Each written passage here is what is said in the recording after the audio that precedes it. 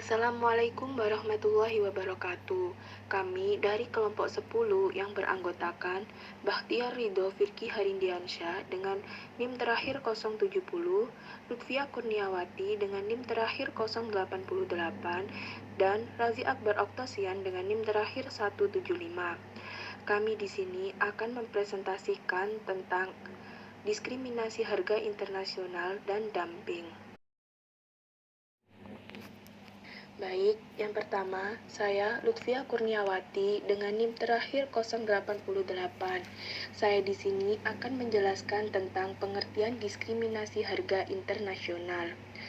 Diskriminasi harga internasional merupakan kebijakan perdagangan internasional dengan cara penetapan harga jual yang berbeda pada dua pasar atau lebih dan yang berbeda terhadap barang yang sama. Penetapan harga ini berupa harga barang yang dijual di pasar internasional lebih mahal, sedangkan di pasar dalam negeri lebih murah. Hal ini dilakukan untuk memaksimalkan keuntungan. Jika permintaan pasar internasional terhadap suatu barang meningkat terus, sedangkan permintaan di dalam negeri relatif tetap, maka untuk memaksimalkan keuntungan ada kecenderungan untuk meningkatkan harga barang ekspor. Diskriminasi harga internasional dapat ditemukan, contohnya pada penjualan gas bumi yang diekspor ke Jepang. Harganya lebih mahal karena harus menyesuaikan dengan standar harga internasional, sedangkan yang dijual di dalam negeri lebih murah karena disubsidi oleh pemerintah untuk mengalihkan tingginya pemakaian minyak bumi. Selanjutnya, saya akan menjelaskan tentang pengertian dumping. Dumping ialah suatu kegiatan menjual barang di pasar internasional dengan memasang harga yang lebih murah dari harga pasar yang ada di dalam negeri. Dumping merupakan keadaan suatu produk yang dimasukkan ke dalam pasar negara lain dengan harga yang lebih rendah dari harga normal yang ada di negaranya. Hal ini dapat berarti bahwa harga yang lebih rendah dari harga jual di negara pengekspor. Dumping adalah suatu praktik dagang yang dilakukan oleh eksportir dengan menjual komoditi di pasar internasional dengan harga yang kurang dari nilai wajar atau bahkan lebih rendah dari harga barang tersebut di negaranya sendiri atau dari harga jual kepada negara lain pada umumnya. Suatu produk yang masuk kualifikasi dumping yakni jika barang tersebut diperdagangkan di dalam pasar negara lain dengan harga lebih rendah dari nilai nominalnya, atau jika harga ekspor produk itu lebih rendah dari harga normal. Selanjutnya adalah saya akan menjelaskan tentang tujuan dumping. Praktik dumping dilakukan dengan berbagai tujuan, antara lain, yang pertama adalah untuk menghabiskan persediaan yang berlebihan karena keliru menilai permintaan. Yang kedua adalah mengembangkan hubungan perdagangan baru dengan menetapkan harga yang rendah. Yang ketiga adalah mengenyahkan persaingan pasar asing, produsen asing, atau pribumi. Yang keempat adalah memperoleh keuntungan yang maksimal dengan adanya diskriminasi harga dengan cara ekspor atau menjual suatu produk di negara lain dengan memasang harga yang sangat murah. Dengan jatuhnya para kompetitor, maka produsen dapat menguasai pangsa pasar sehingga akan lebih mudah untuk memasang harga meskipun pada awalnya mereka harus menerima kerugian dalam jangka waktu yang singkat. Baik, pemateri yang kedua yaitu saya yang bernama Razi Akbar Oktosian dengan NIM terakhir 185 mencoba menjelaskan tentang keuntungan dumping. Sebagai strategi persaingan yang dimulai tidak sehat, harus diakui bahwa praktik dumping memang menguntungkan sekaligus merugikan. Adapun keuntungan dari praktik dumping yang dapat saya uraikan sebagai berikut. Yang pertama yaitu memenuhi kebutuhan akan produk atau komoditas antar negara. Maksudnya adalah ada kalanya suatu negara mengalami kekurangan produksi akan komoditas tertentu, sehingga untuk mencukupi ketersediaan di dalam negerinya harus dilakukan impor. Di sisi lain ada negara yang mengalami surplus produksi komoditasnya, sehingga tak hanya mampu memenuhi kebutuhan pasar dalam negeri, tapi juga pasar luar negeri melalui kegiatan ekspor. Penjualan komoditas ke pasar luar negeri dengan harga yang murah tak selalu merupakan praktik dumping dengan konotasi negatif. Adanya perbedaan pasar antar negara, importir dengan eksportir bisa jadi mempengaruhi harga jual yang lebih murah. Yang kedua yaitu dapat memperluas dan meningkatkan pasang pasar. Maksudnya adalah tak bisa dipungkiri banyak pemain dalam sektor ekonomi, apalagi ruang lingkup internasional. Hal ini menimbulkan persaingan yang ketat sehingga upaya menjangkau dan memperluas pasar dirasa semakin sulit. Praktik dumping secara nyata dapat memperluas dan meningkatkan pasang pasar. Baik, yang ketiga atau yang terakhir yaitu menambah pendapatan devisa bagi negara eksportir. Maksudnya adalah pembayaran produk dalam perdagangan internasional dilakukan dengan mata uang asing. Praktik dumping yang mampu meningkatkan pangsa pasar yaitu mengidentifikasi semakin banyak pendapatan devisa atau mata uang asing yang diperoleh atau yang masuk ke dalam negara eksportir. Baik, slide selanjutnya yaitu kerugian praktik dumping.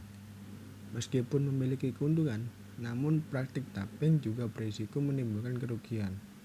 Sebenarnya kerugian dari praktik dumping ini tak hanya menyerang negara importir saja, tetapi negara eksportir juga.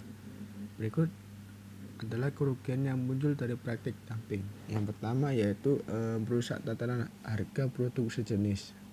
Maksudnya adalah harga ekspor komoditas yang lebih rendah dari harga produk yang sama atau sejenis dalam negara-negara importir dapat mengakibatkan diskriminasi harga. Hal ini jelas merugikan produsen pesaing di negara importir. Yang kedua yaitu menumbangkan produsen-produsen pesaing baik di dalam maupun di luar negeri. Maksudnya adalah praktik dumping ini yang dinilai sebagai wujud dari persaingan yang tidak sehat bisa jadi mempunyai tujuan untuk menumbangkan bisnis pesaing baik di dalam maupun di luar negeri. Harapannya adalah dengan menjual produk ini ke pasar internasional dengan harga yang lebih rendah, perusahaan eksportir mampu merebut pangsa pasarnya. Dan yang ketiga yaitu yang terakhir, eksportir terancam bangkrut. Maksudnya adalah sebenarnya kerugian dari praktik dumping ini tidak hanya dirasakan oleh produsen yang sama. Maksudnya produsen pesaing di negara-negara importir yang saja, tetapi juga perusahaan eksportir. Penjualan produk atau komoditas dengan harga yang lebih rendah justru tidak mampu menutup biaya produksi yang dikeluarkan. Bismillahirrahmanirrahim. Assalamualaikum warahmatullahi wabarakatuh, teman-teman. Untuk materi selanjutnya, di sini saya akan menjelaskan.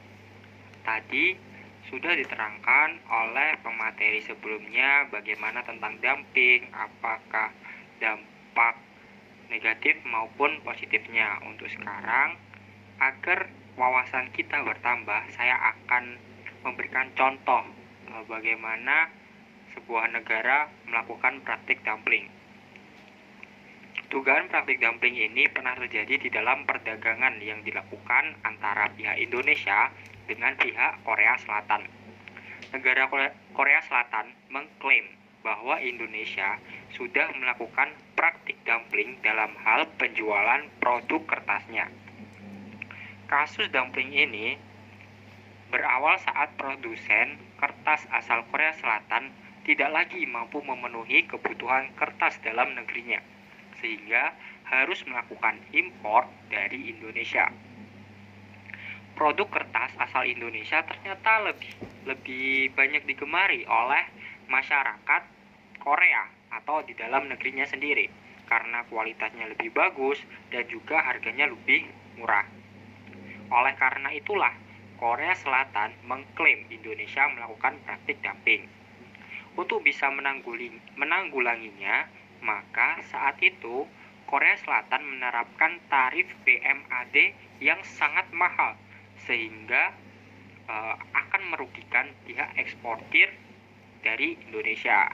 Namun Indonesia tidak tinggal diam atas apa yang dilakukan oleh Korea, sehingga melakukan pengajuan gugatan ke Mahkamah Internasional dan akhirnya Indonesia bisa memenangi gugatan tersebut.